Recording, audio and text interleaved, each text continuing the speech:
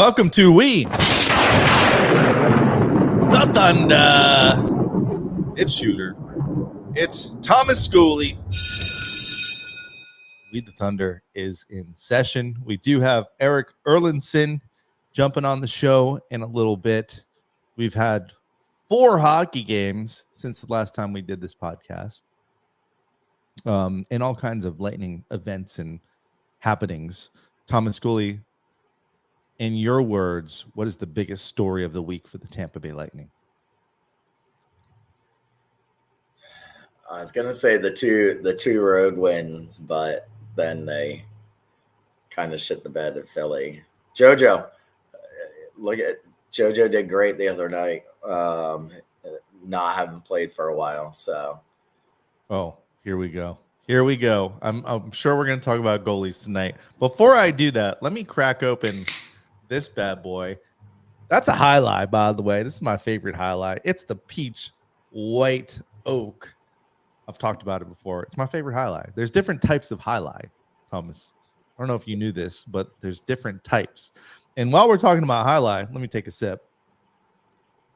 Yeah, you gave me the ones you don't like, and you kept the ones you liked. No, I like the mix pack. I like all the ones in the mix pack. The low lie, the high lie, the oak lie, the peach. There's a mango one. That's pretty good. I like the peach oak, though. By the way, if you don't know, we do have one more regular season watch party, which will be on April 13th at Cigar City on Spruce Street. I almost don't even want to talk about it. We probably won't even talk about it that much anymore because we're running out of room at these watch parties. So, go on Facebook and RSVP for that. More to come on the giveaways and the good times that we'll have playing the Washington Capitals, I think is that game at Cigar City. I changed my view, Serena. Thank you for noticing. I was like, maybe they want to see behind the scenes of We the Thunder. Nobody wants to see behind the scenes. Look at this cool board I have. Look what happens when I press buttons on this board. I blame our schools. All kinds of fun stuff on the board. No, Serena doesn't want to see that. No, you look this big. That's okay. I look skinny. I look good when I'm this far away. Then how about when Erik comes on, you put us all on that camera angle also. Listen, if you guys don't like it, I'll change it back to the other view. But for now, Stephanie said, "Look at all the pretty colors." Exactly. See, it's cool, and I got my lightning bolt behind me. Anyway, we're getting. She's just here. She's just here for that guy waiting in the green room there. Exactly. We've got 4 lightning games to talk about. There's the trade deadline's coming up real soon. In case you didn't know, so let's happened tonight with Calgary and Dallas. Oh wait, I don't even know about this. Tanev got traded from Calgary to Dallas. Ooh, he was on the Lightning list, rumor list, one of the guys. So cross that one off the list. But let's bring him on. He's the insider. We're the outsiders. So I figure, we have to get this guy on the show as much as possible to get the inside edition of what's going on with the Lightning. Erik Erlendsson, back on We the Thunder. Look, we give you, here's what we do now. This is how good this show has gotten from season to season. You get the bigger spot over there, and I just keep getting smaller, actually. I'm not sure which is worse for the show.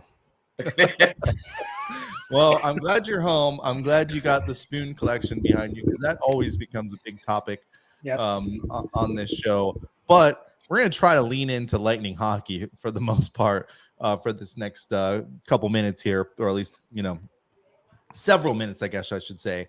So we just had, since our last show, which is basically how we benchmark everything in the season, we've had 4 games. We lost at home to the Washington Capitals to cap off a 3-game home losing streak. We went on the road and played back-to-back games in both the island, New York Islanders, and the New Jersey Devils, and we somehow won those games pretty convincingly. And then we go to Philly and lights out, almost like it is here. And somehow the Lightning, instead of having a bad second period, which has kind of been our thing this season, we save it for the third period of that game after we know all the lights are back on. So that couldn't have been affecting anything. But the last week of Lightning hockey, do you think that's kind of becoming the story of the season, is just the inconsistencies of what we see from the team? It's really what it's been, other than the stretch where they won 8 out of 9 and 10 out of 13. They've been up and down. That's just who they have been. And we're late enough into the season now. You can't say it's because of the new players. Actually, when they were playing well is when they had the rookies coming up and making an impact on the team, and kind of gave some new life to the locker room a little bit. But look, it's probably going to be this way the rest of the regular season. We're down to 19 games left, whatever we have coming down the stretch here. It's going to kind of be that way. It's going to be nip and tuck. You have to hope, because this stretch coming up is a weird stretch. It's a 5-game homestand spread out over 2 weeks. So they only play 2 games between now and the 17th. That starts tomorrow. And then they start a 5-game road trip. So this is where all these teams that have games in hand on them are going to start to make them up, and we're going to get a better idea of where they actually stand in the playoff race. It looks comfortable now, but they have to find a way again to avoid 3-game losing streaks and just string some points together. Yeah, I agree. They're at that point where every one of these games they've got to end up getting points from. And that was the shame about last night, is, it looked pretty promising going to the last 20 minutes, and things fell apart pretty quickly in that third period. So what do you think has kind of been the biggest surprise this season for the Bolts? There's probably a couple that I'll just throw out there for you. The softball is Nikita Kucherov just completely dominating, but you've also got Brandon Hagel, who's on this 14-game scoring streak. You've got a guy like Paul, who is getting some of his career best numbers. What do you think's been the biggest surprise on this team so far? Or let me add one just there. Lilleberg. Tyler Mott, you could say. Mott Lilleberg being called up, and really, I don't think they expected him to play more than 1 or 2 games here. And now he seems to be kind of solidifying his spot there in that lineup. I think my thought kind of goes along with what you're saying there, Thomas, is the rookies in general, right? Mm-hmm. Like, all we've heard about is how depleted the prospect pool is. And it is. Look, there's no blue chip prospects. Isaac Howard is the only blue chip type of prospect that you have. Everybody else is 2nd, 3rd, 5th round picks that you're hoping develop. They hope you can get another Braden Point, another Anthony Cirelli out of it. But watching Declan Carlisle come up, watching Mitchell Chafee kind of find a spot here in the lineup. And, I know he had a couple of games with Minnesota, but this is his first real kick at the can at the NHL. Lilleberg, certainly, I don't think anybody expected him to have sort of a regular role on the left-hand side. And Sergachev's injury certainly impacts his playing time and his ability to find some minutes. Jack Thompson came up, Valtteri Merula when he's been up. I mean, these are players that we didn't think could have much of an impact on the NHL team, and they've come up and they fit very seamlessly. I think it's answered some questions about how good the prospects are. Again, no A-chip type prospects, no A-plus prospects, but I think they have more maybe B and B-plus prospects than they thought they had. Yeah, that's a good point. And I don't know if we were expecting to see so many of them this season, but we've seen a ton of rookies start to get time up here. And for the most part, they've held their own up here. And a lot of them are starting to kind of earn jobs with the big club. Are you surprised? Sorry, Shooter. Are you surprised they haven't called up one of those veterans like Dumont, who's the captain of Syracuse, up here? I mean, they've used him at other times. We saw ABB just got sent down. I think maybe that kind of relationship's almost done and over with. He did get a goal and assist tonight for the Crunch game, his first game back for the Crunch, which is really, I think, where he belongs. He seems like he's going to be an AHL type player, kind of like a Condra, Conacher, or something like that. But someone like Dumont, is he an AHL player, or do you think maybe they look at him coming up? Well, Serena actually nailed it there in the comments. He's not on an NHL contract. He's on an AHL contract. So he would actually have to be signed to an NHL deal for Dumont. I mean, the guys that I look for, where's Lucas Edmonds? I mean, we talked a lot about him going into the season last year. Where's his game up? How come we haven't seen him here yet? Gonsalves was really good when he was up here. Is he going to get another chance at some point this season? Injuries will play into that. But I don't think where the Lightning are at, they don't have a lot of those other than, Dumont. They don't have a lot of those type of guys in their minor league system. They have a bunch of, 21 to 24-year-old players. So, they're trying to use Syracuse as much of a developmental type program as it is. Of course, they want to win in Syracuse, and they have a great relationship with Howard Dolgan and the entire organization there. But they're using it as much as a development program than anything else, because they haven't done like some other teams and brought in a bunch of AHL veterans to help them win.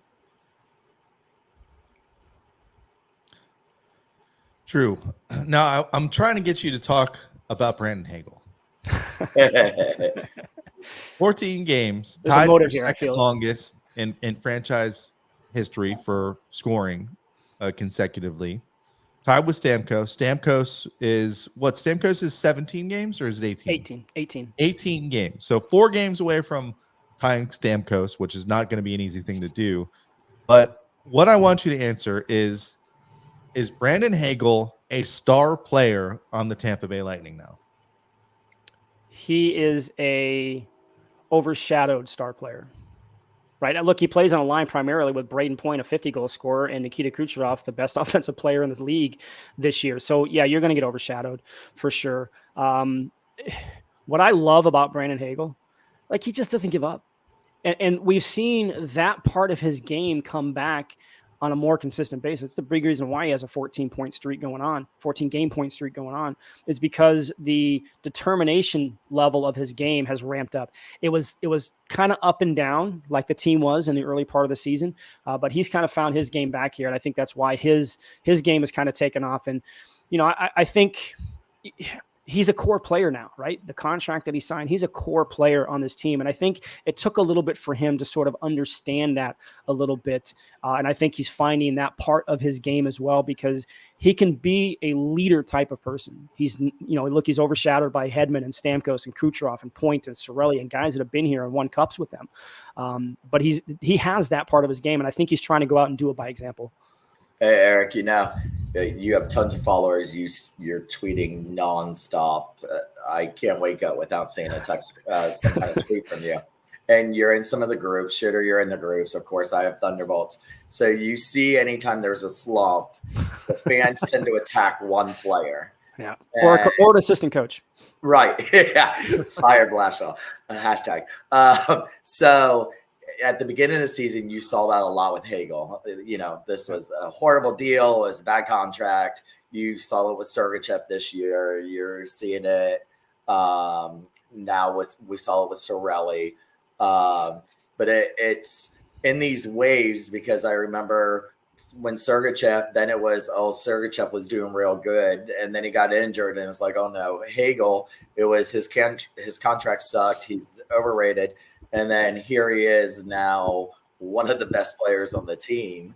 By the way, you can't buy his new jersey, the black jersey. You can't buy it because it's sold out. They can't keep it on the shelves. And then now you're seeing this they're doing the blame game on Bassey. It's been a history that we see every single year, anytime there's a slump. But to you, is that funny seeing at the beginning of the season and you're defending? Because I see your tweets.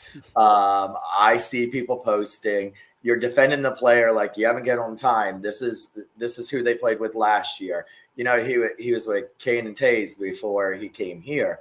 So, he's used to being on the shadow of those superstars on his line, which he is again here. But I think he's actually showing up more up than he did here in Chicago. So is it funny when you see them placing the blame on these certain people and then all of a sudden they forget about it when we start winning or the player starts doing good? Yeah, Stephanie, I do love the mute button.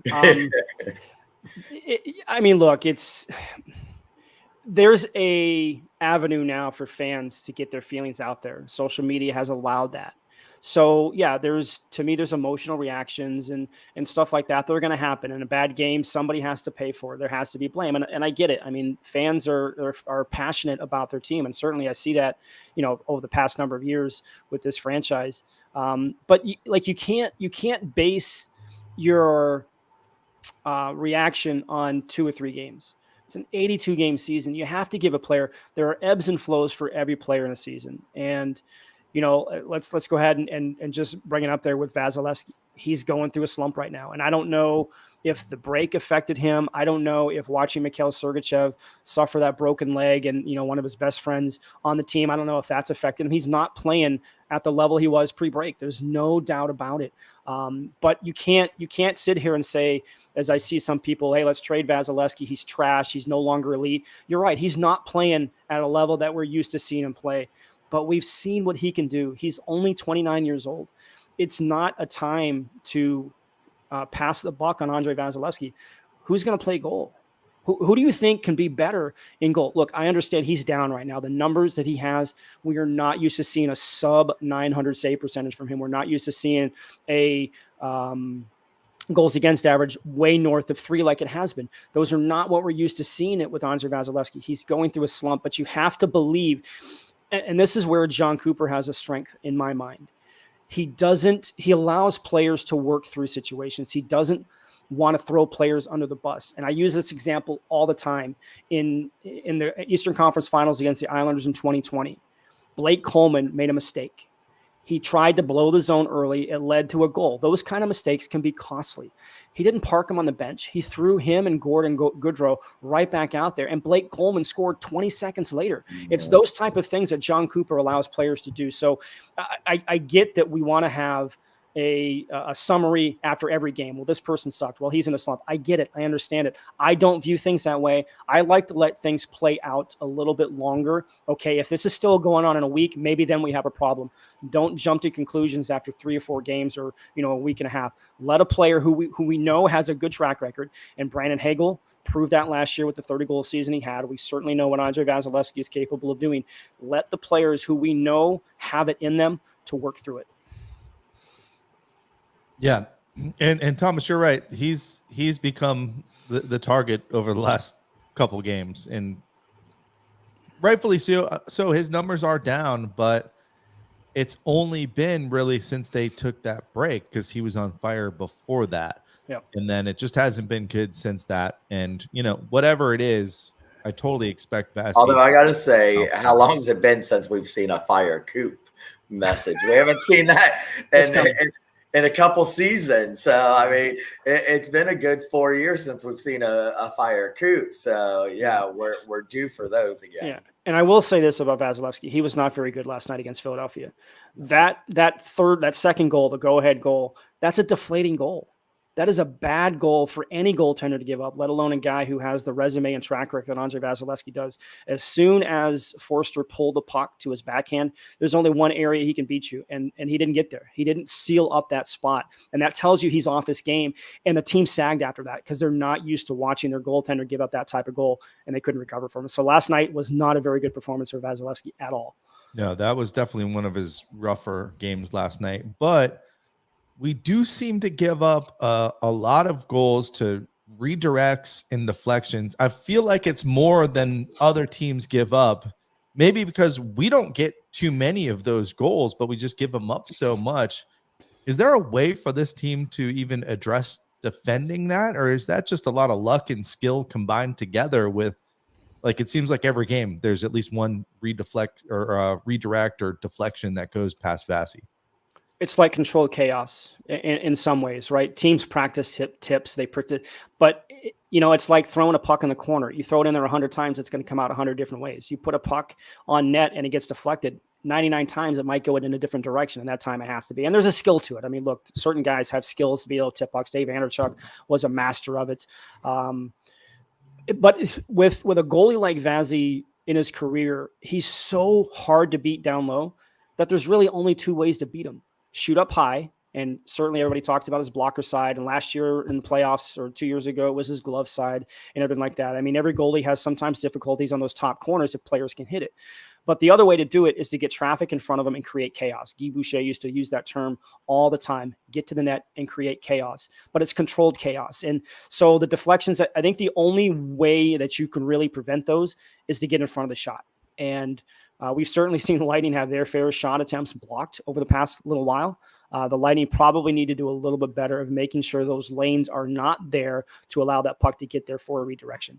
Yeah, I was listening to the Chief on Last Call last night, and he was talking about this doesn't just fall on the defense. Those forwards need to get back there and start playing defense.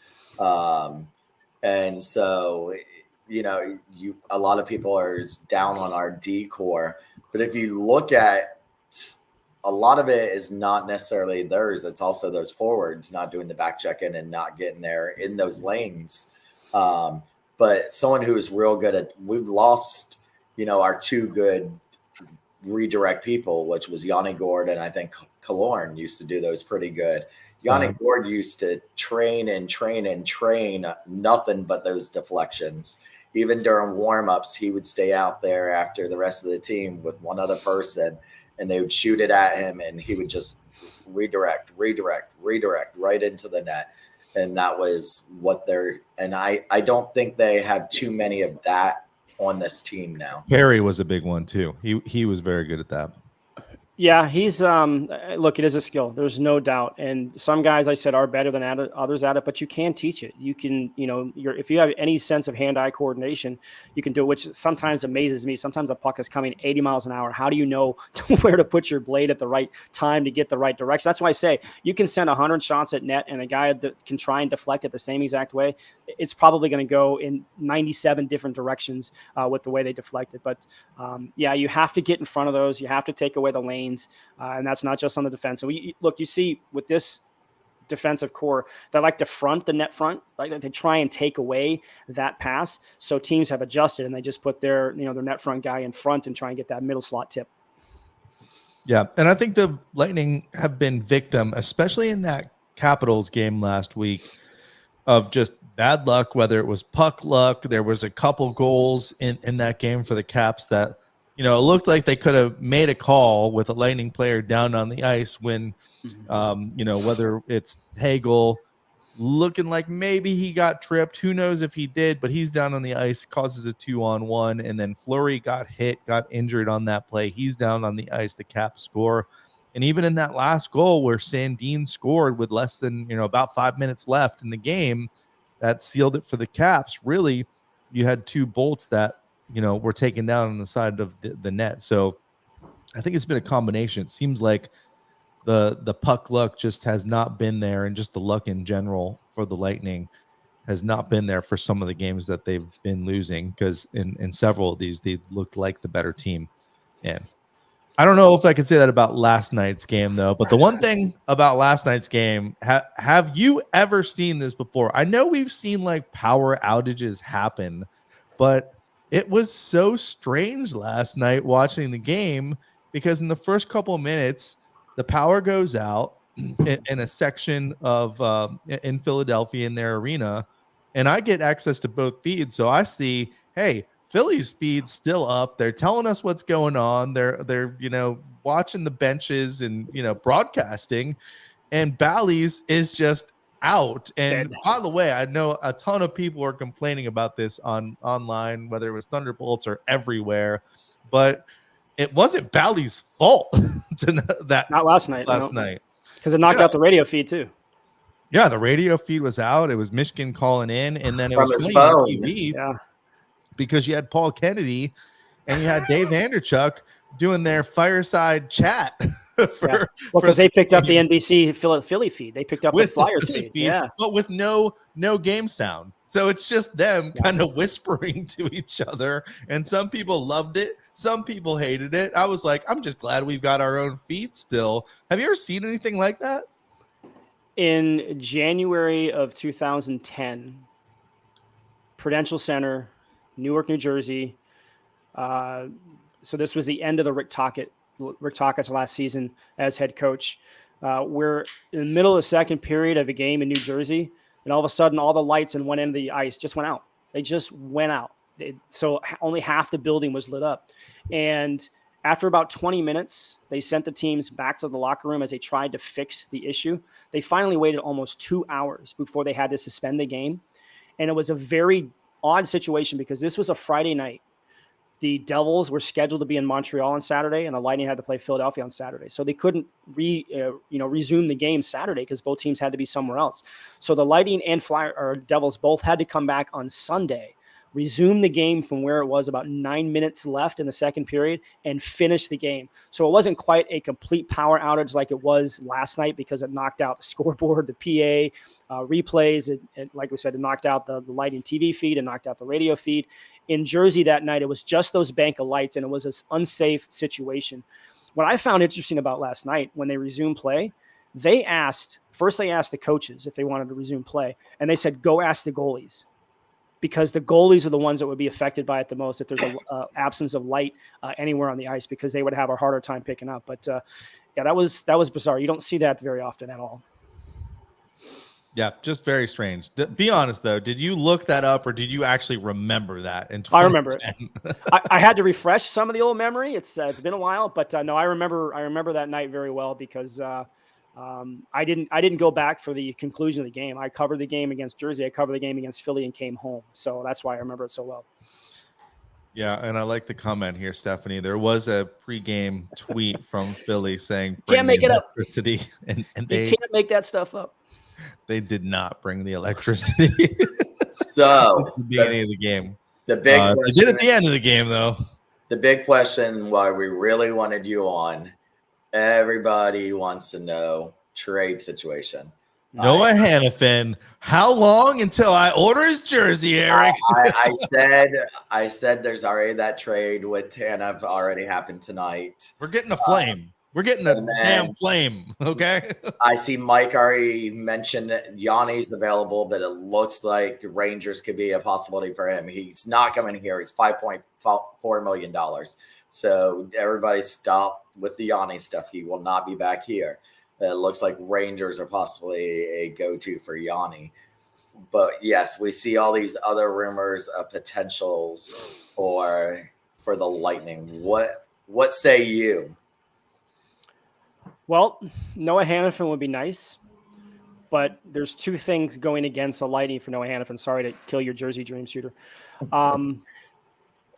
He's going to cost a lot in assets. I don't know if the Lightning have the assets to bring him in. They don't have a first or a second in this year's draft. They don't have a first next year. So they don't have the draft capital to be able to pull off a deal. They don't have the type of prospects that would land a player that's going to be sought after. It's going to be a little bit of a bidding war for Noah Hannafin. So, and the other part of it is for the most part, when Julian makes deals at the deadline, it's not rental situations. The only one was David Savard, right? Because they so badly needed a right-handed shot. Who's available again. Yeah. And kind of cheap. But that's why I don't know if the Lightning can go big game hunting. And again, given Julian's track record, who heard about Nick Paul coming to Tampa Bay? Yeah. Who heard about Brandon Hagel coming to Tampa Bay? Like, he kind of goes off the expected path that a lot of people like to talk about and find players that he can bring in, not just for a year, at least a couple years, right? It was the same thing with Coleman and Goodrow. He brought both those guys in when they had 1 year left on their deal. He knew he probably wasn't going to be able to keep them beyond that, especially after the success that they had here. But just given his track record, Julian does not usually like to go after rental players. The interesting thing for me is they have the cap space this year, obviously because of the Sergachev injury. They can, pull from the LTI. Raw Charge brought this up today.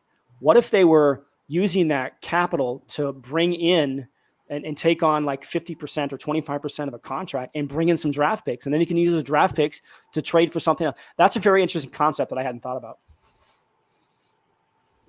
Yeah, that's a pretty interesting idea. Do you think that the target is 100% go? Well, I guess I should ask first of all, what you're saying is that the Lightning are probably going to make a move, and it will be a defender with terms, so he's going to be here a couple more years, no matter what. And we will never have heard of him before that trade happens. There's a good chance of that. You're going to have to go pull out Hockey Reference or something to figure out who the type of player that they bring in is. Look, as long as they stay, look, we're 9 days away from the trade deadline at this point. I think that they're going to make a move. I think they need help on defense. I think with the Sergachev injury, I think they need help on the left side. I wouldn't have said that halfway through the year. I would have thought maybe the right side, but they look a little bit better especially with Max Crozier and the way he's played on the right side and when he's been in the lineup. So I think that if you're going to prioritize it, I think a left-hand shot defense is probably at the top of the list, but everybody's looking for defense at this time of the year and maybe a depth forward. I was going to say, what about bottom 6 forward? And I know Tarasenko has been linked to the Lightning. I don't know where that comes from, but I feel like it's more of a bottom 6 forward to shore up that bottom 6, that third line or fourth line. Yeah, as much of a dream as it could be to bring in a player like Vladimir Tarasenko, and especially with Kucherov.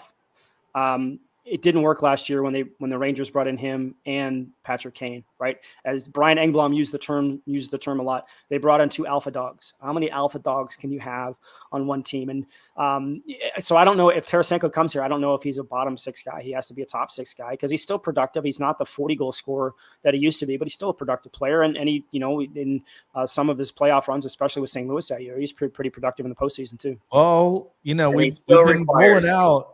What our second line lately has been Paul Stamkos and a guy named Shiri, who, when Vasilevsky's making saves, is in the number 1 target for Lightning fans. So he could make himself into the top 6 guy real quick. But yeah, I think it's a little bit of a pipe dream for Bolts fans. Yeah, like I said, whatever is being talked about with this team, it's probably only about a 15% chance that that's actually the case. And look, it's the one thing about the trade deadline. GMs talk to each other a lot. So somebody might pick up on something. Okay, yeah, they had a conversation about it, but really how far does it go? That's the answer that nobody really has when some of these rumors start to pop up. So I would think, though, that with how secretive and how good this team is at keeping information out from guys like me, it's probably whatever they're going to do is probably not going to get out much before it happens. So Sean Walker to the Lightning. He's a right-hand shot defenseman. Certainly, he played well last night. Maybe he was showcasing. Look, Steve Yzerman once brought in Dwayne Rollison about 2 weeks after he beat the Lightning in Long Island, so it's possible. Yeah, and let's remind people, how old was Dwayne Rollison in 2011 when we made the Eastern Conference Finals in almost Stanley Cup Finals? 38, 37. He was in his upper 30s. I thought he was older than that. I thought he was close to 40. He might have been close to 40, yeah. Yeah. How old? And let's remind people, how old is Vasi? 29. Let's calm down, everyone. Let's calm down on the Vasi talk. And let's especially calm down the talk of trading Andre Vasilevsky. Oh, that's never going to happen. Never going to happen. He is a generational goaltender. He's going to be in the Hall of Fame. There are not many goaltenders in this league, even with a lot of success that they've had, don't go through periods of time and slumps. And Vasi's just going through that right now. Here's a good question. How did Elliot Friedman? And there's a few, you saw you had a busy night tonight. So the Tanev trade might have been a little late for you, but I did see it. I saw different people hurry up and trying to report it. Someone like Kevin Weeks. These people get the inside scoop. Is that just from them talking to GMs, players? They have connections in the front office. Are you getting a text from the Lightning right now? Hey, there's a trade going down. Well, somebody's trying to sign into Amazon. So it's a little bit of all of that, but I don't think it's a coincidence either that obviously Elliot works for Sportsnet and he's very tied in. They're a rights holder, and sometimes the rights holders will get some information just through contacts that they have. A lot of times too, it might come from, especially when somebody knows a trade is about to happen and you start to get that, it's on the trade call right now. It's usually because somebody from Central Registry is letting somebody know about it to kind of get the word out. So look, I love Kevin Weeks. I loved him when he played here. Is it a coincidence that as soon as ESPN picked the contract, now all of a sudden he's a trade breaker? Look, I love Kevin. I think he does a fantastic job in what he does. But again, ESPN's a rights holder, so that's how I do it. Cat Friendly usually has it before anybody else. Yeah, because I don't know what they're tied into, but they have something tied into a database somewhere. Yeah, it's like as soon as something goes into their computer, it spits out on Cat Friendly, and I'm like, oh, well, this is. It reminds me of back when one of the first couple of years when I started Thunderbolts was Kucherov's re-signing year, and he had went back to Russia and everything. And I was working for, oddly enough, Little Caesars back then, which I just made the jump back to. And we were at the arena. We had Little Caesars at the arena. And we were doing something that morning to start getting ready to sell pizzas. And I get there and I see Kucherov in the hallway. So I post, Kucherov's here to sign his deal. Then I'd say like 45 minutes later, the person who you like to refer to as he who shall not be named. Thank you for not naming him. put on that Kucherov is currently on an airplane flying home, believed to be. And then everybody's saying, Thomas said he's at the arena. Thomas said he's at the arena. And then they're like, how do you know the source? I'm like, I'm sitting here 6 feet from him. Like, I know he's here. And then JBB, or no, is Eisenman. It was Eisenman. Called a news conference within that hour, which he wouldn't even had time to still be flying in from Russia to announce it with him there. And so everybody was like, oh, and I think sometimes it is just that luck of you're there, somebody sees it, someone messages you about it. Because I've had sometimes some employees who will message me and be like, hey, this player's here at the arena. This is going on here. Or this is an email we got about taking away the STM discount. Like also seems to throw a lot of shit at the wall too. Like it's not necessarily happening because he said it's a rumor, right? Hey, I will tell you a story, and this didn't involve me. I won't even tell you who because this was a third party sort of story that came to me one time. Whoever it was. He would put out these type of things. And this was years ago. This was even before I was on the beat full time. He called the beat writer, Roy Cummings, at the time and said, hey, do you know anything about Marty St. Louis going to St. Louis? Well, that's kind of weird. Let me check. So Roy checks with the sources, calls him back. No, there's nothing to that. It's not going to happen. It's never going to happen. It's too good. St. Louis to St. Louis. I'm going to do it. And he wrote it anyway. So some of that stuff does happen for sure. Especially nowadays with everything basically online, there's just so much clickbait and stuff like that gets out there that it's just easy to throw something up against the wall with there's no accountability for it, right? I like to think in my position that if I screw something up, I'm accountable for it. I have to be held accountable for it. That's why if you see something from me, more than likely it's solid information just because I'm going through the journalistic steps to make sure it's verified. Yeah, I like that. You don't always try to be the first. You just try to be the most accurate. Hey, it's journalism 101. You make sure you're accurate. You don't have to be first, but you better make sure you're right. Because there's sometimes I'll see something. He freezes. Looking through your tweets to see, has Eric posted it yet? What'd you say, Shooter? you froze up on us. Oh. You were frozen like this. It's a once a show type of thing for him. There he goes again. There he goes again, right on cue. All right. So knowing that, you are the most trustworthy Lightning reporter around, Lightning Insider, obviously, who's it going to be? Walker, Matt Dumba, or even Provorov? Provorov wouldn't surprise me. He was a really highly thought after player when he was in Philly. Sometimes things just happen to players in Columbus, and there's some baggage there, right? There's some baggage with the whole pride thing last year with the Flyers, and that was part of the reason probably why he was traded. So there is some baggage there. I don't know if the team wants to bring that on, but again, you can't underscore sometimes too the nationality, right? Because the three Russian players on this team, Kucherov, Vasilevsky, and Sergachev, are very close. Obviously, everybody sees the Instagram posts and everything else that are out there. You know how close they are. Look, it can't be discounted that maybe that would be something, to kind of solidify the room a little bit as well to bring a player like that. And I'm not saying it's going to happen, but he is an intriguing player. Hasn't this team been hot on Matt Dumba for like years though? Yeah, but he's always been expensive. He's always been an expensive player. All right, so that brings up a good point. How much, give or take, I'm not expecting you to get it down to, the dollar, but at least within $50. how much room do Lightning actually have right now to make a move? Are you asking me to do math? Because math is not my thing. That's why I went into writing and communications. It's kind of a complex situation, and it depends on what day they make a deal, because you can accumulate cap space throughout the year, right? And they did that early in the year when Vazzy was on long-term IR. They put Fleury on long-term IR for a short period of time, so you open up some cap space.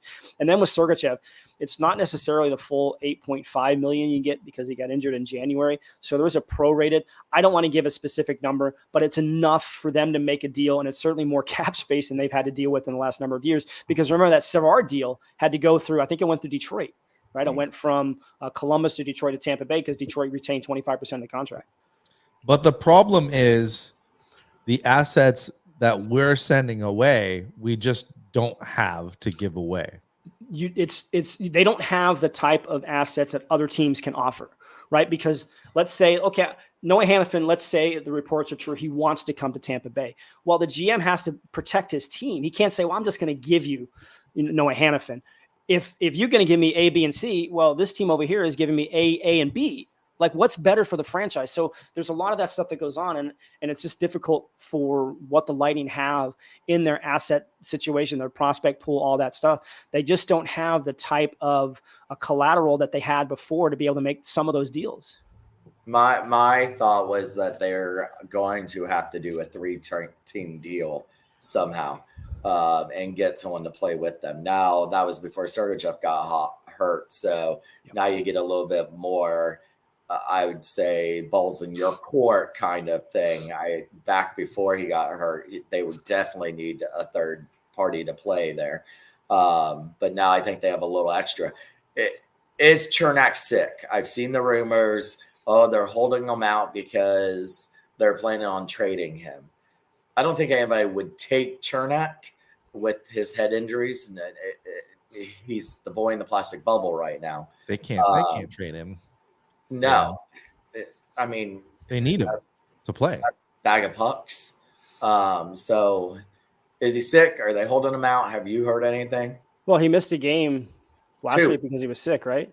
Well, so he did miss the 2 games. Look, I take the team at their face value. They're not going to hold a player because, especially in the situation that they're in, they need points. And if you're holding Erik Cernak out, you're hurting your team. So I don't think if he's sick, he's legitimately sick.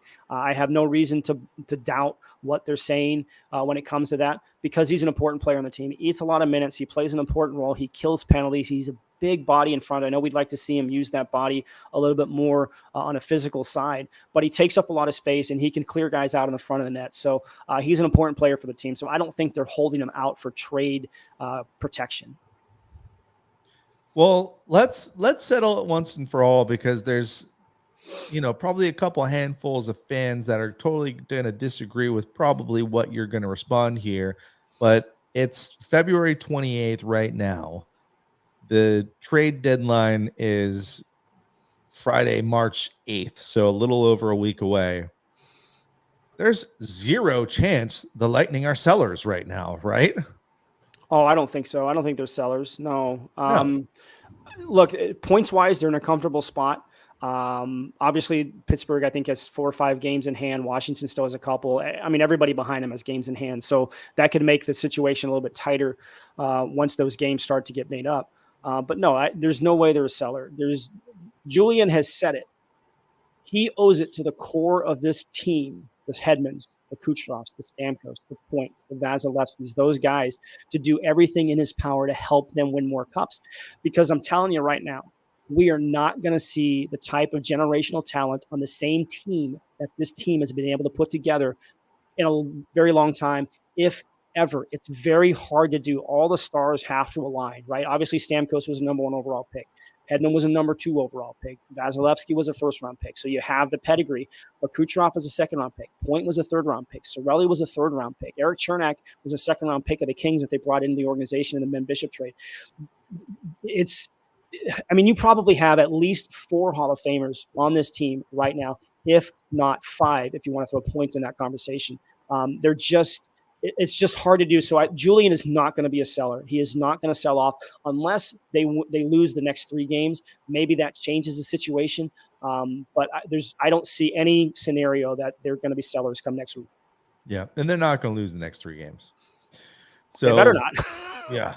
Well, so just change things. Just real quick on that Tanev trade, he was actually traded to the Devils, and then the Devils traded him to Dallas. Devils retaining 50% of his salary. What'd they get out of it?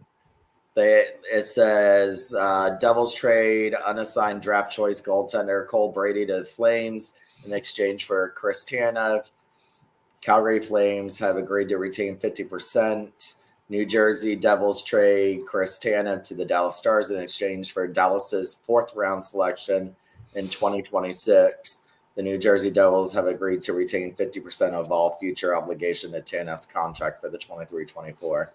Calgary Flames trade unassigned draft choice Cole Brady to Dallas in exchange for defenseman Artem Greshnikov, Dallas's own 2nd-round selection in 2024 and a conditional 3rd-round selection in 2026. So no first-round draft pick moved. Interesting. No, just a second. That sets the bar. We usually wait for these first deals. Yeah, we usually wait for these first deals to kind of see what the bar is going to be. And look, you have this now because of the salary cap system. There's so many teams that are up against the ceiling. There's so many teams, and the ones that are against the ceiling are the contenders, right? So the ones who have cap space aren't contending, so they're selling off, and maybe they use. Interesting that Jersey was the team that I thought that they were kind of up there against cap space too. Of course, they will be once Jack Hughes has to sign his new contract, but. You're going to see more moves like this. But if that's the going rate for Chris Tanev, maybe that's good news for Tampa Bay. So what are the chances that the Lightning do make a move here at the deadline? Is it 50-50? I think it's higher than 50-50. I'd say it's got to be higher 75 to 80. I'd be surprised if he makes no move at all. Only because the one year that they didn't make a move was in 2019, ironically enough. So I think if he finds something that he thinks can help make this team better and fill some holes, he's going to absolutely do it. So I think it's a high percentage. By the way, so what's your thought on the fans out there that say like, hey, the cup winning teams, those are Yzerman's teams. Like, what's your thought about that? Kind of Yzerman versus JBB debate, because some people really don't like JBB and kind of think that he's handcuffed the organization and give Yzerman all the credit for building up this team, which he really did in the last 10 years. But I always felt like JBB was the one that actually kind of made the moves that would allow them to get over the hump and get past the Eastern Conference. Yeah, I felt it was just like the Dungy Gruden thing. Dungy was building the team, couldn't get him over the hill, and then Gruden got the Super Bowl. Well, I remember the introductory press conference when Yzerman stepped aside for that year and Brisebois took over. He knew he was inheriting cap issues. He knew he was. So look, he's part of that. He was their capologist. He was the guy. So he is part of that. And Steve Yzerman here set the groundwork for everything, right? He brought in Al Murray, who was a fantastic hire, and, brought in the Andre Palat as a 7th-round draft pick. I mean, I remember having that conversation with Al on the draft floor the day they drafted. And they're like, we were thought about maybe just bringing him in as an undrafted free agent, but we thought, let's just bring him in and make him a part of the organization so he doesn't have a choice. He comes here. Obviously, that turned out pretty well for them. And look, Al Murray was the reason Tyler Johnson signed with this organization, because Al was, part of Team Canada, and he saw what, Tyler Johnson did with Team USA the year that they won gold. So yes, Steve laid the groundwork. He set the tone for the organization, especially when it came to drafting. Find me players that have high compete level, that have high hockey IQ, and can think the game. That was the model that they set. And Julian has carried that on. What Julian has done And he learned this after not making a deal at the 19 deadline, and then the team got swept by Columbus. Sorry to bring up that scar. He did not make that mistake in 2020. He was bold. I mean, how many of us sat here and thought, he gave up a first-round draft pick for Barclay Goodrow? Are you kidding me? He's a fourth-line guy in San Jose. It turned out pretty well. So he's not afraid to make bold moves. So I think, yeah, a lot of the roster that's here was under Yzerman's regime. But guess what? Julian was right there with him and advising him and helping him along every step of that way. So they're a tandem. They're a tandem tied at the hip. And Julian is the one. I don't know if Steve Yzerman makes the trade for Barclay Goodrow. I don't know if he makes the trade for Blake Coleman, because Julian, after seeing what happened in 19, knew he had to be bold and take a risk. Sometimes risks don't pay off, and general managers pay for it with their jobs. It paid off for him. I'm not sure, as bold as Steve was in a lot of what he does, and he was very assured of himself in every move that he made, I don't know that Steve makes both of those deals, let alone one of them. I totally agree with that. And JBB, and that's why you kind of mentioned, like, hey, there's probably a better chance than not that we're making a move here at the deadline, because you're a general manager. Like, what do you got to lose? Your job, which you're eventually going to lose anyway. I think JBB's biggest thing in this offseason is obviously, I think, going to be this. What's your opinion? Of course, he's, God to me. So I think they have the chance of making the first player from the beginning of his career to the end of his career be on this team for his whole career. And I think they'd be dumb to give that up. But then again, you don't want to hurt the team. I think still has some life in him. And also, whose decision do you really think this is with Stamkos? Is this ownership, or is this the GM? It's the GM. It's the GM, because look, it all kind of surprised us when Steven came out at the start of training camp and was disappointed in the fact that not only was there no deal in place. I thought for sure July 1st would be, okay, we're going to get a Stamkos extension on July 1st. It's what he's done with some other players. And it didn't happen.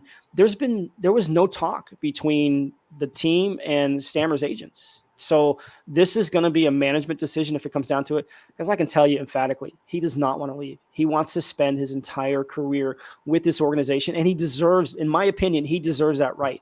Me too. In Stephanie's question there, I can tell you it's trending that he won't be back. It doesn't mean he won't be back, but it's sort of trending in that direction. But things can always change. All it takes is one conversation to be had.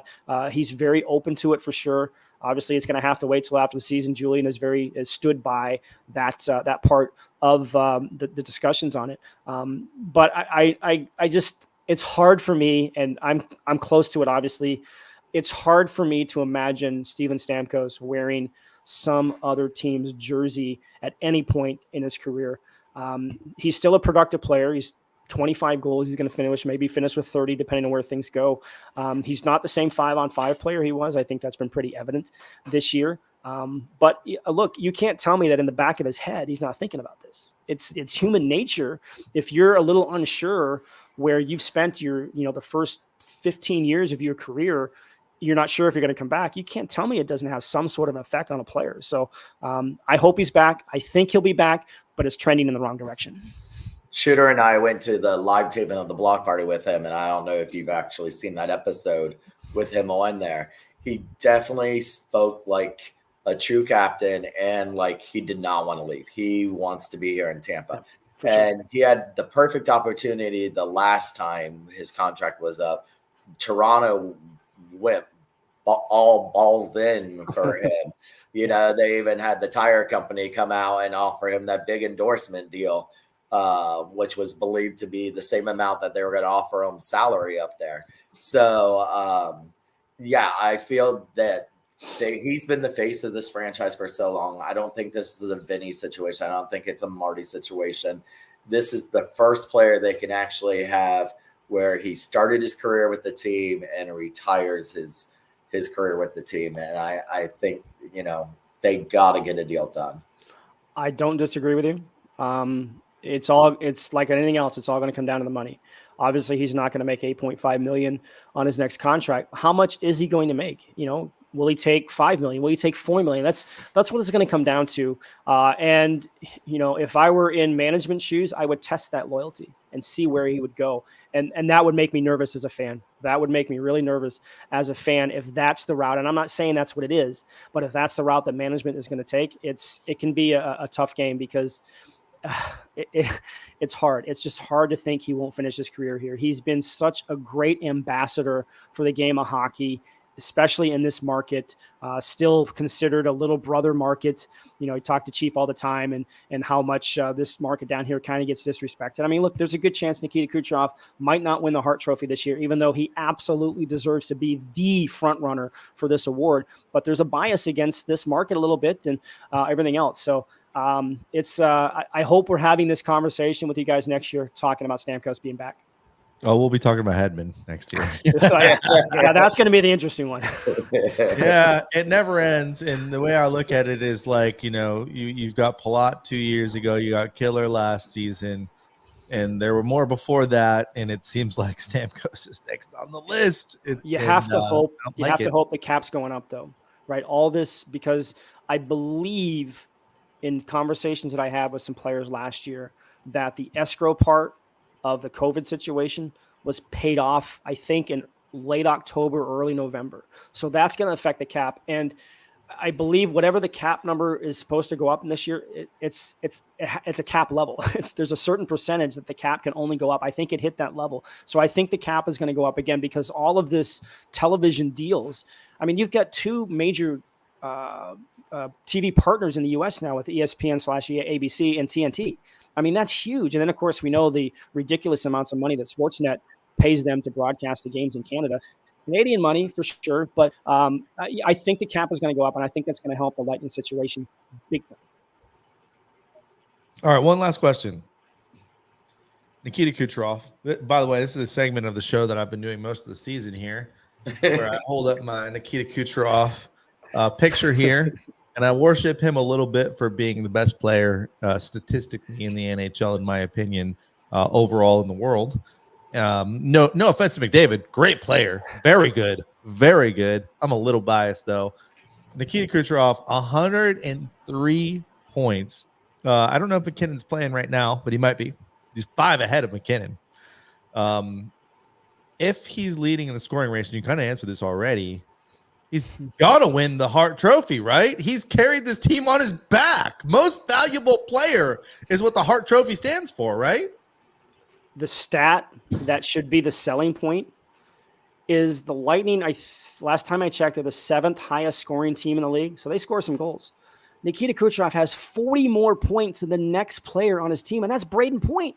He has 40 more points than Braden Point on the 7th highest scoring team. If that doesn't solidify what most valuable players to his team means, I mean, that's what Taylor Hall got the MVP award for in 18, right? Because he had, I think, 41 more points than anybody else on his team. And they were a team that wasn't necessarily expected to get to the playoffs, and sometimes that skews voters' thoughts process. But I do worry, too, about, the All-Star game and some of his aloof post-game press conferences that he has, that if that affects voters, and it's a shame if it does, but it can affect the way somebody votes. And, it is the Writers Association that does vote for this award. And then you look at Austin Matthews. Is the Canadian media going to be biased toward Austin Matthews because he might hit 70 goals this year? Are they going to be biased towards Connor McDavid because he's putting on a hell of a show once again in this late run that Edmonton has put on? I think he's 19 assists and no goals in his past 10 games or something.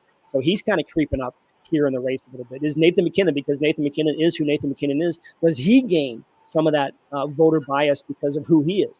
I hope it doesn't come down to that because I think he absolutely deserves to be the MVP this year, just based on the fact that he's going to finish with 140 points probably, and he's going to have nobody else on his team is going to be at 100. Yeah. And I don't think Kuch, deep down, he really cares. He had the comments after the Stanley Cup win about Vasi not winning the Vezina. So, he cares a little bit about those, but he wants Stanley Cups. But all right, so let's put it in Lightning terms then. The Lightning record for franchise points in a season I believe, is 128. He's already at 103. Yep. He's going to blow by that, right? Oh yeah, that's why I say he's going to probably finish with close to 140. Yeah, especially if the power play can get hot again, right? It's been a little bit of a slump here the last 4 or 5 games. If that thing can get going again, he's going to start piling up 3 and 4 point games on somewhat of a regular basis, comparatively speaking. Because again, he has more 3-point games this year than he has no point games, and again, that's a staggering number to think that a player has put up more 3 or more points in a game more times this season than he's been held off the score sheet. That's another incredible stat. It's crazy. And the plus minus is silly with our starters because they're always out there for, like, we pulled the goalie with 9 minutes left last night. Yep. Like, and those are the guys that are out there when they're scoring goals. So I would hope that they're not looking too deeply into that plus minus, because our plus minus. No, I don't. Yeah, I don't put a lot of stock in that stat because, just to give you an example, last night's game. So Mitchell Chafee makes a play. He clears the puck out of the zone, right? Mikey Asamont, for whatever reason, ignored the puck and went after the player, lost the puck. Asamont and Chafee both go off the ice. 2 players jump on right before the goal scored. Who gets the minus? It's not the guys who might have created that situation. It's 2 guys that just happened to jump on because they were next up for the line change. So, and the empty net goals is a big part of it. Is it ugly to look at when Stammer's minus 22, 23, whatever he is this year? He's among the worst plus minuses in the league. But again, I don't put a lot of stock in that. That is not always a true measure of how good a player is defensively. Luke Glendening is a fantastic defensive center. He just doesn't score a lot. And his line doesn't score a lot. So his plus minus has probably been skewed a little bit as well because he's only playing 11, 13 minutes per night. So the plus minus, it's an indicator. And when there's like somebody who's way different than everybody else, maybe that's an indicator. But when everybody is kind of around the same plus minus on a team, I don't put a whole lot of stock into it. So hot seat question, 11 games left. Do they make the playoffs? There's more than 11 games. Oh, sorry, 21, right? Yes. 11 at home, maybe. Yes, they do. I think they do. Obviously, the position that they're in helps that decision a little bit. The schedule is a little bit softer in the second half, which is not always necessarily a good thing. I mean, Buffalo's coming in here tomorrow night, and they've been kind of playing well. They gave Florida a fight last night down in Sunrise. So they kind of found their game a little bit. Rasmus Dahlin is a 30-minute-a-night defenseman now, and they're kind of looking like they should have at the beginning of the season. So they're coming in. They have that big West Coast trip. It starts actually with a game against the Panthers, and then they go out to Vegas, San Jose, LA, and Anaheim. But that West Coast trip is not what it used to be. Obviously, Vegas is Vegas. They're going through some injury issues right now. They're kind of sputtering along a little bit. But San Jose is one of the worst teams in the league.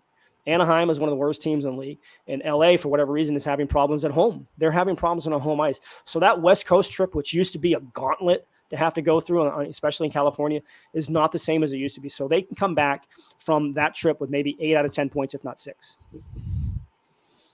Yeah, Chief was commenting last night that those are free points. They should be, because they're not against any Eastern Conference teams. So you need to go and get those and start.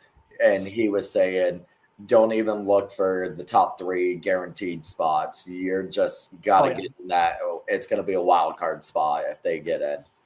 And just hold on to the spot. That's all it has to take. And look, maybe you cross over. Maybe you face the Rangers in the first round. And I know the Rangers have had a good year, but I mean, Shesterkin has not been the Shesterkin of old, right? So are they vulnerable? You have the fans wanting Quick over there instead. Yeah, and look, if Boston ends up winning a division and you face the Bruins, I wouldn't be scared to face the Bruins. They are not the same team. And look, Florida knocked them out in round 1 last year when they set all kinds of records that the Lightning had previously set when they got swept. So, look, all it takes in this league is to get in, and you have a chance. And they've got the pedigree. They have the goalie when he's on that can do it. Give yourself a chance by just getting into the playoffs, and you never know what can happen. I remember there was a year, I think it was the year the Kings won the Cup in, was it 2012, that in the Western Conference, the 5, 6, 7, and 8 seed all won the first round. Yeah. Funny things happen when we get to the playoffs, and there's still not a more experienced playoff teams when it comes to the core than the Lightning. So it just drives me nuts, the folks I see, especially just, after any loss these days, that, trade everyone, this team's on the rebuild. It's not. It's coming. It's not yet. Look who's on our roster still. Like, you can't count these guys out. Vasi's not going to play as bad as he has the last 4 or 5 games. It's just not going to happen. But this team will never actually be a rebound because we have nobody in the farm system. You're going to constantly be getting some veterans being brought in with anytime we get rid of some of these older players, you're going to get newer older players. That's where the Brandon Hagels come in. That's where the Nick Pauls come in. I know Paul's a little bit older, but I mean, Hagel was 23 when they acquired him. He's still young. So he's kind of that second core type of a player. So if you can make moves like that, and I know they gave up a lot to get him, 2 first-round draft picks and then Radish and Kuch. But is the big one right now that everybody's criticizing that trade. Oh, yeah, well. Look, like I said, GMs make decisions. Sometimes they pay off, sometimes they don't. But when you hear David Poile come out last year and say no player in his tenure garnered as much interest as Tanner Jeannot did last year, that tells you something about the player. He hasn't lived up to it. Unfortunately for him, everybody wants to compare what the Lightning gave up to bring him in. That's not his fault. Don't blame Tanner Jeannot for that. Obviously, he had some struggles trying to find his game last year, just as he was starting to figure out. He got the injury, came back too early, wasn't ready to play in the playoffs. I was shocked with that ankle sprain that he had, that he was even playing in the postseason. And he just hasn't kind of found his regular rhythm this year. Doesn't mean he won't find it. You can't give up on Tanner Jeannot yet because he has some pedigree to him, and he's Tanner Jeannot makes the Lightning a better team just with his presence alone. Yeah. Because nobody's going to make a run at Nikita Kucherov if they know Tanner Jeannot is a strong dude. They will get strong. You can see it. When he's on the ice and there's a scrum, guys skate away. They want no part of Tanner Jeannot. Yeah. He's like that new guy in New York. Yeah, it's gotten him for like 3 fights in his first 5 games. And a game-winning goal. Yeah, and sporting a big black eye right now. Yeah, he's going to have to slow down. You can't take that many fights. And I know he's looking to make a name for himself. And look, kid, you've already done it. You don't need to get your face beat in every night just because of it. No. Yeah, and he got ejected out of the game the other night for that one hit. That was a bad hit. That's a bad hit. I'm kind of surprised he didn't get suspended. And I know he's a big guy. He's a big guy. I get it, but principal contact was on the head with the shoulder. Yeah. I understand he's 6'8". He's a monster dude. And, you go up against somebody who's 5'9". Where's the contact going to come from? I get that, but you still have to be responsible for your actions. Yeah. All right. Well, he is the Lightning Insider. We will let him go. He leads a very busy life. You don't even want to know what goes beyond the Silver Spoon collection, but make sure you go and check out lightninginsider.com if you have not already. If you do not subscribe, this is the best. And we have other people from the media on this show. This is the best resource for Lightning hockey that you can have. Follow him on Twitter, go to the website, subscribe. This is the best journalistic view that you can get. Remember, he's the Lightning Insider. We're the Lightning Outsider. So go get inside with the Lightning and follow Eric and make sure that you subscribe to his website, because it really is like the first class of Tampa Bay Lightning hockey journalism. So we thank you for coming on. Are we staying on, or are we signing off too? We can stay on. Oh, I was thinking we're signing off. I wanted to talk to Eric backstage about something. Well, then let's sign off. Let's call it a night. Let's do I always like the backstage talk with Eric. That's always the best. Eric, any final comments for the fans left over here on a Wednesday night? I love the passion. I know sometimes it gets emotional and you think your team should win every night. I get it. I understand it. But just sometimes it's just okay to have just a level head. And I hope, and I Stephanie even said it, as conversations I've had with her through the years, is to not have a knee-jerk reaction, not to overreact because of one or two things. You have to establish a baseline. And then what's the baseline after that? That's when you start to figure out who players are and what they're capable of doing. So that's my only thing. You can rant in my Twitter page all you want. I don't care. I might mute you. You might know that I mute you, but I might mute you. Other than that, I love the interaction. I love being able to talk, stuff with fans on Twitter, especially because that's where I'm most active on there. So feel free to always reach out. Send me a DM. My DMs are always open as well. So just thanks for the time. Thanks for the support. And I'm going to do this right now before we sign off. Most of the people over there in the chat are already subscribers. I know that. But if anybody is not a subscriber, I'm going to give you a code. It's not in yet. I'll make sure I get it in before I head to bed tonight. Just use Thunder. Just use Thunder, and we'll use $10 off the first year of a yearly subscription. There you go. Get it. The best journalism for Tampa Bay Lightning hockey. Hey, make sure you follow us too at We the Thunder Pod. By the way, when we start losing and things get negative, I just stop tweeting. I just get off Twitter because it's not worth it. That's not a bad idea either. Yeah, it's not worth the negativity. Listen, when I was working at my last job and I had to be in bed by 7 o'clock at the start of the games, I would wake up to find out what Erik's 4 a.m. post was, and it would be either after the loss last night or the Bolts ticket, the Thriller, and I was like, okay, we won, we lost. I was like, thank God for Erik's early morning tweets. Yes, that's usually how late I'm up writing. Usually when my first one goes out, I just finish writing. There you go. All right, check him out. Thanks for coming on again. We'll get you on here. I'm thinking right before we make the playoffs. We'll get you on. I'm down it's for happening, folks. But this has been We the Thunder. Don't forget to be the Thunder. That's it.